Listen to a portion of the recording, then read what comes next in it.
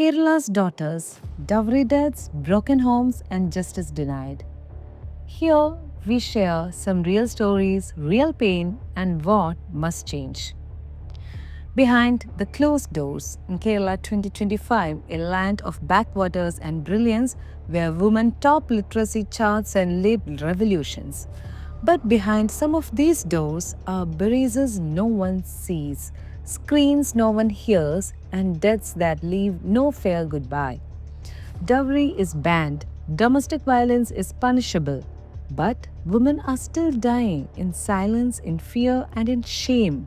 Vipanchika Maniyan and baby Vaibhavi, Kollam natives, died in Sharjah, July 8th of 2025.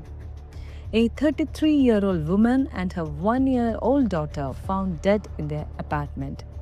Her suicide note spoke of relentless emotional abuse, dowry demands, sexual violence, and being thrown out while pregnant. Accused is husband Nitish, father-in-law and sister-in-law.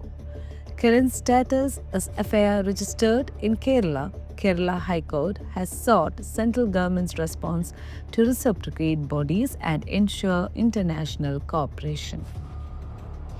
I was beaten like a dog, she wrote, and her baby's silence now screams louder than any noise or any protest.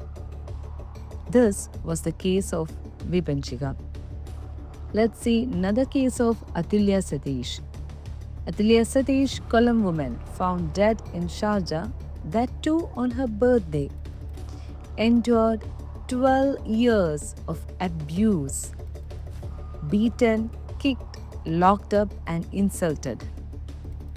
Her husband, Satheesh, filmed laughing while even abusing her. Last voice note said, he said she'll never let me leave dead or alive. And now, husband is booked under murder and cruelty charges. Even though the family demands extradition, we doesn't know what this will take. A birthday turned into a funeral. Another daughter gone, with pain captured in videos she left behind. Let's see a next one. It was Vishnuja, just 26-year-old from Malappuram, Kerala. This has also happened on March 2025. She was found hanging in her marital home.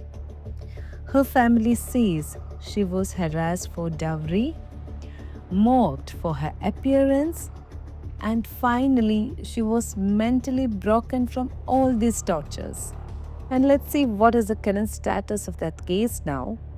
Her husband is arrested under IPC 498A and attempted of suicide.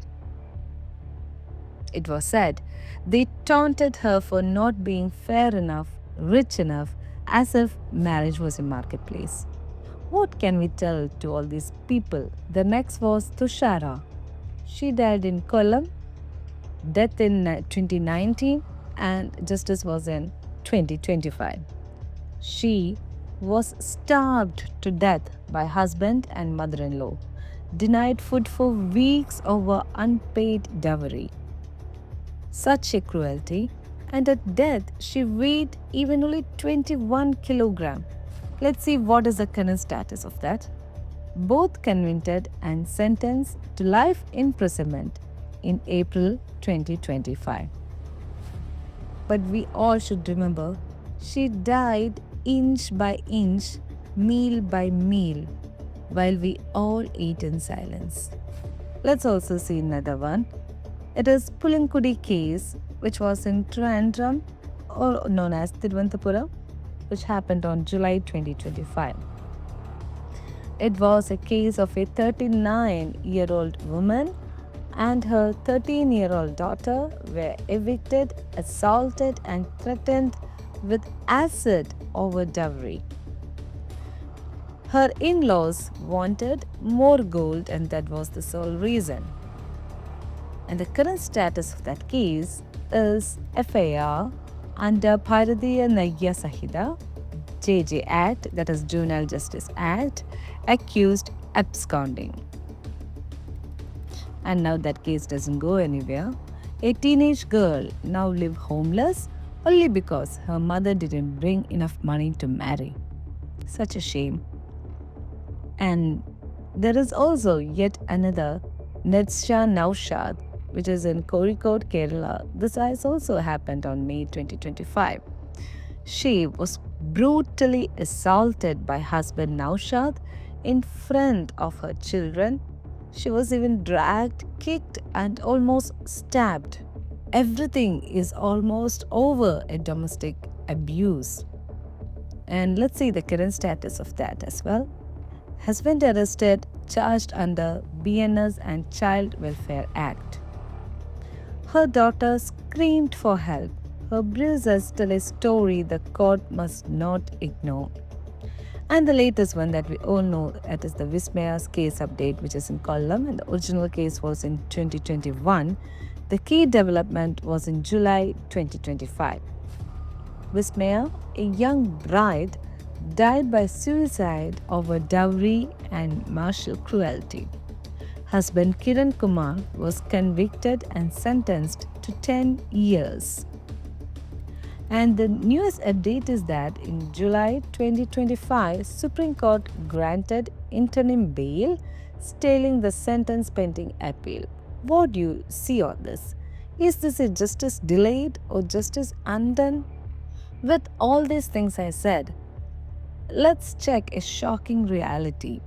Kerala has recorded over 260 dowry related deaths in the last 15 years.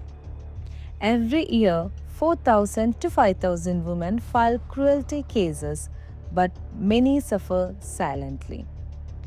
NRI women, especially in Gulf countries, are the least protected and most isolated. Let's see what the law says and what's missing though. We know our existing laws such as IPC 498A, that is punishes cruelty by husband or in-laws. And we also have a Dowry Prohibition Act which is in 1961, which shows dowry is illegal. We also have another law, IPC 304B, which shows dowry death provision, that is, if death occurs within 7 years of marriage. And also, we have a Protection of Women from Domestic Violence Act, which is of 2005. And we also have some 2025 updates and protocols also. We have Kerala Law Reform Commission, which is 2025, proposes dowry receivers, which is equal to direct offenders, even if not givers. And minimum 3 to 7 years of jail or 1 lakh plus fine amount. Broader divisions of dowry harassment is also being implemented. Bharatiya Navya Sanhita, that is BNS, adopted with stricter cruelty sections. Kerala Women's Commission and Shakti centers activated in all the 14 districts of Kerala. And that is almost good. But the thing is, we need to implement everything of this. What the government has done so far, let's see. FIR registered and courts are now pushing for quicker trials, which is good. Kerala High Court has become proactive, urging Center for Diplomatic Coordination, especially in NRI cases. And Sakhi one-stop centers have helped over 22,000 of women in 2025 alone.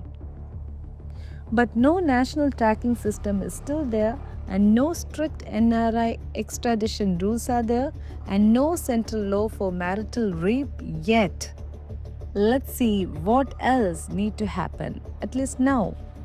Legal reforms should be mandatory, just like automatic passport cancellation for NRI abusers under FIR, fast-track codes for domestic violence and dowry death trials, compulsory inquest and autopsy in any unnatural married woman's death, community accountability laws if neighbors or society enable cruelty. At least we should have all these legal reforms. Let's also see some social shift. Dowry glorification in weddings is especially a social crime. Adjusting in marriage, it is just like a normalized abuse. Silence is always complicity. It is always. Let's see what we can do. We should speak up. If you suspect abuse, call 181 or file an anonymous report. Never support dowry transactions, even gifts in disguise. Share survivor stories, break the shame, amplify the voice. Demand your MLAs and MP to table the NRI Women Protection Bill. I just want to say, as a woman, Athulya, Vipanchika, Vismaya, Tushara, they weren't weak. They were trapped by systems that failed them. Dowry is not a tradition, it is a weapon. Abuse is not a private issue, it is a public crime. And every time we say, "This is not my business," we become that part of the problem.